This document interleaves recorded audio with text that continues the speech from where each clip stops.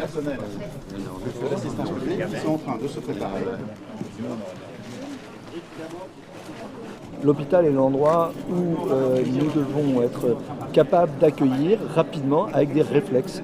Et donc les formations, non seulement elles sont faites, mais elles sont refaites pour qu'il y ait des réflexes. Vous avez vu celles et ceux qui s'habillaient, ce n'était pas la première fois. Ils le font plusieurs fois par semaine. Il y a aujourd'hui 1000 personnes qui ont fait ces exercices. Il y en aura 5000 dans quelques jours, de telle sorte qu'effectivement on puisse traiter ça sur une sorte de réflexe professionnel. C'est pas compliqué, mais c'est précis, il faut respecter l'ordre dans lequel c'est fait. C'est prouvé par des infectiologues et on va en intervention sans crainte avec ces tenues-là. Le point important, il est clair. Nous devons très vite détecter les cas s'ils se produisent et nous devons offrir à ces gens la rapidité diagnostique, savoir si alors qu'ils reviennent d'un pays où il y a l'épidémie, ils sont contaminés ou non. C'est énorme comme question, il faut la donner vite. Il faut les amener vite ensuite à l'endroit où, si jamais ils étaient contaminés, ils peuvent être soignés avec les meilleurs moyens et les meilleurs traitements qui, vous le savez, sont des traitements très techniques et assez rares. C'est très important pour nous de permettre cet accès aux soins et de permettre à tout le monde à la fois d'être rassuré. Et en les rassurant et en les soignant, nous assumons aussi très clairement la sécurité de tous nos autres concitoyens, de tous les gens qui vivent autour. Par ici.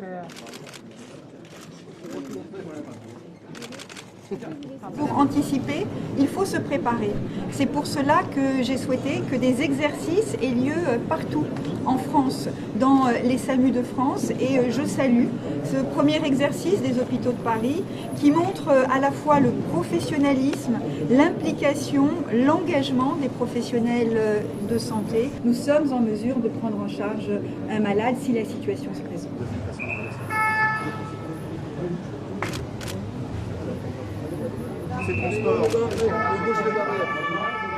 Notre dispositif est parfaitement adapté à ce que nous faisons aujourd'hui.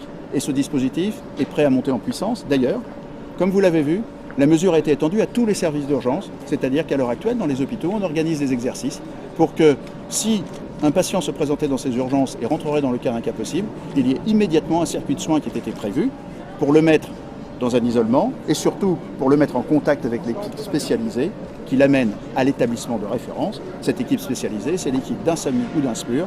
Et tous les SAMU et les SMUR, cette semaine, refont des exercices pour être au top des protocoles et des prises en charge. Celles et ceux qui sont confrontés, qui ont été préparés, qui sont dans les services infectieux, qui sont dans le SAMU, qui sont dans les services d'urgence des hôpitaux de référence, ils ne sont pas inquiets, ils sont sur le pied de guerre. Et puis, celles et ceux qui peuvent être plus à distance, qui n'ont pas encore eu des formations, ils peuvent se dire, mais est-ce qu'on est prêt? Et donc on leur dit, oui, vos hôpitaux sont prêts.